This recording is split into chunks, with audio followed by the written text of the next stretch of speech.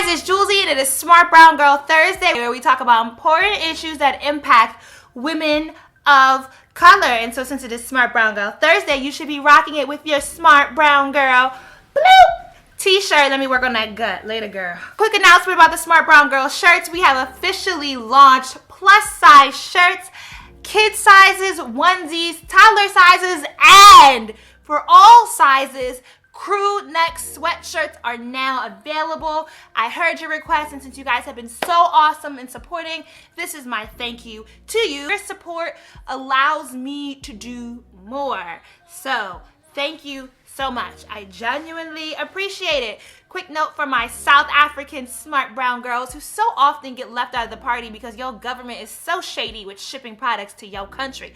It is just too damn expensive. Since I will be in South Africa and hosting a meet and greet on March 14th, it will be at the Kitchen Bar in Johannesburg. More details will come on that.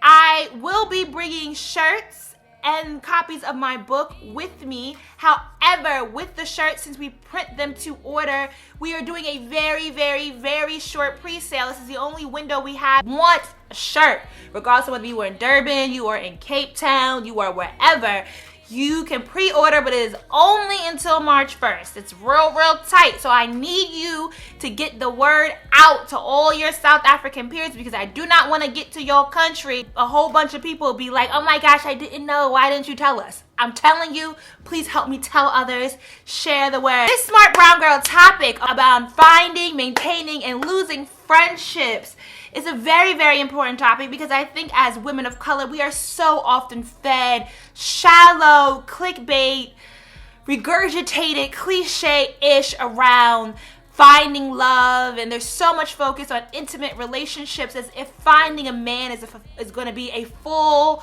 all-encompassing fulfillment in our life, and there's not a lot of productive, honest discussion around how friendships will evolve in our adulthood, or even the idea of finding and maintaining friendships in our adulthood. There's a lot of kind of misinformation propagated by pop culture ideals, whether it is no new friends or the fallacy of ride or die.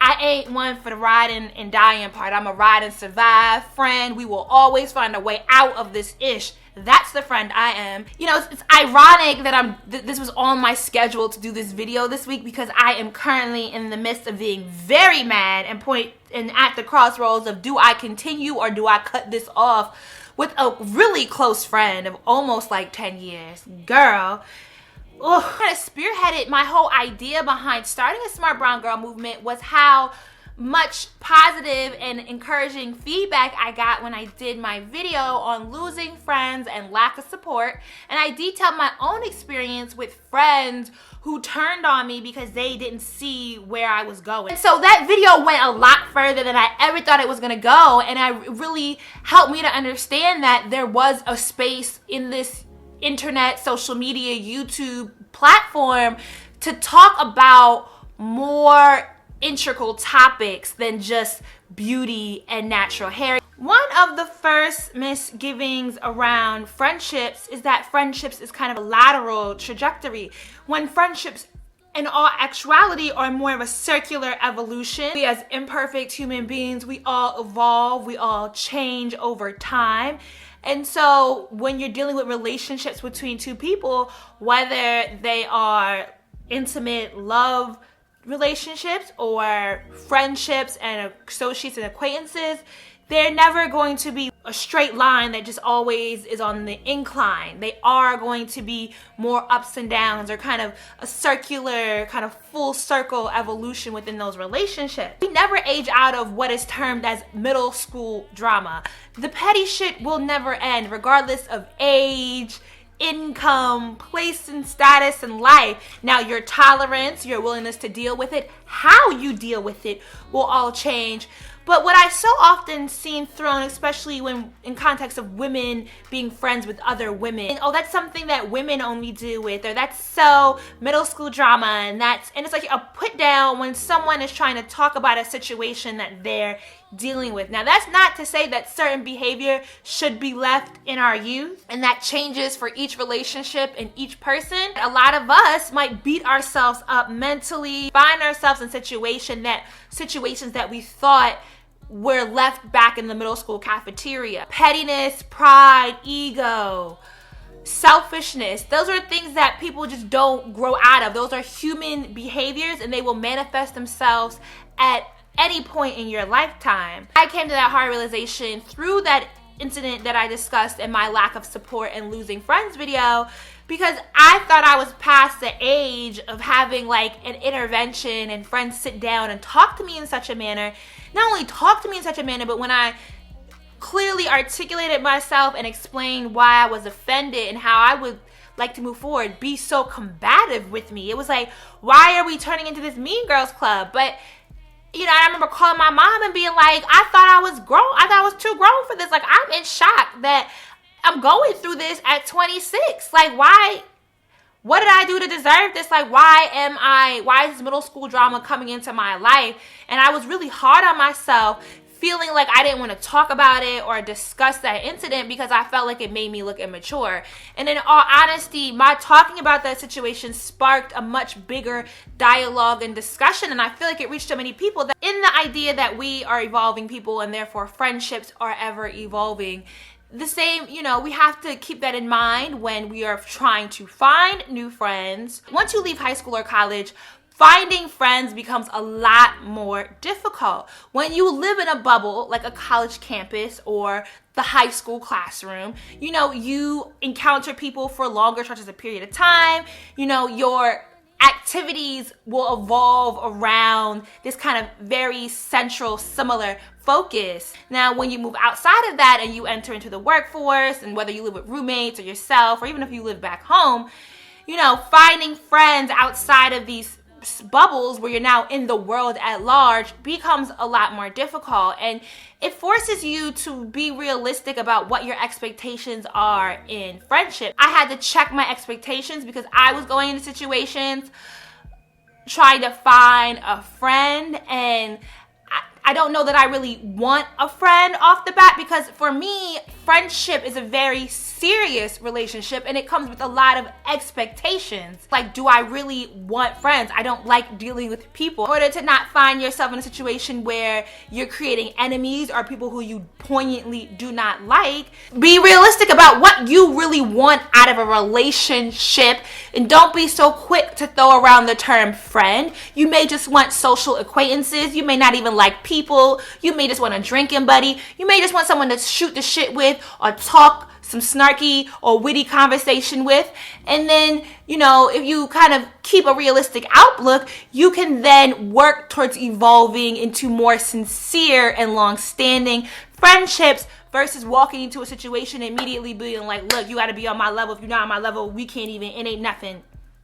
Because you might be missing an opportunity to learn something about yourself or find out about new experiences. In that, you also don't want to be too quick to take everything personal. Your friendship isn't the all being and being for that other person's life. Just as that person is not your end all be all for your life. You have other things going on. You have family, you have work, other things that can impact your life. And so, someone not talking to you, or someone not inviting you to something, or someone not hanging out with you as much isn't always a matter of personal disassociation. Sometimes, bigger arguments and bigger falling outs and losing friends can be prevented if you find the space, if you can take a step back from a situation and not be so quick to take it as a personal attack against you. There is an actual offense. You want to work out where your emotions are stemming from, because oftentimes when we do take offense to the point that we feel like we're questioning whether this friendship is worth pursuing,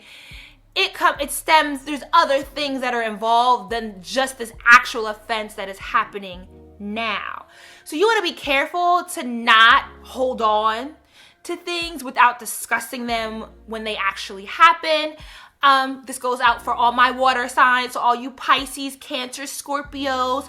Don't be out there. Somebody, especially you Pisces, somebody does something and you perceive it as an offense to yourself, and versus discussing it in a way that gives the person the opportunity and the benefit of the doubt to explain themselves, you hold on to it and it bubbles up in a whole nother situation and things become 10 times worse because you never talked through something that was first bothering you. Do these other things that happen, have you given the person the opportunity to discuss them? Has the person apologized? Is the person aware that they did these things to you? You do go to the person to speak to them. Try to remove the over passionate emotion from the conversation. That's not to say that you can't get emotional, but don't scream, don't curse, talk to the person like you are two adults. Don't get into this reality show conversation, because reality TV friendships are just so fugazi. Like, I don't even know what that is. It's okay to talk out your issues with a neutral party. I really hate this idea.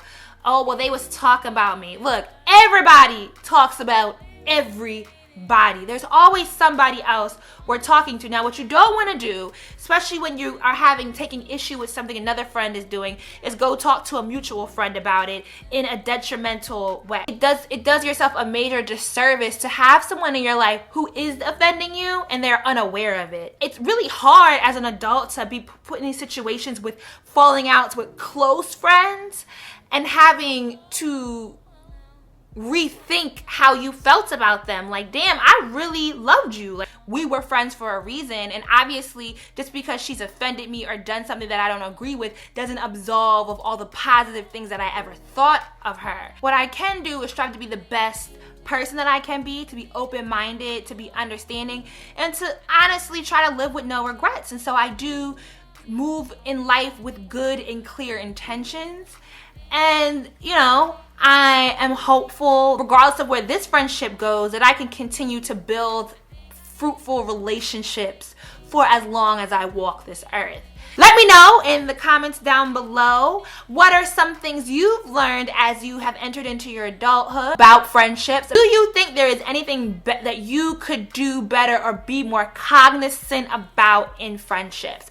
Thanks for watching. Leave a comment down below. Thumbs up this video if you like the Smart Brown Girl movement. Share with your friends. Join the dialogue. That's what it's all about. And buy your Smart Brown Girl shirt. All right? Deuces!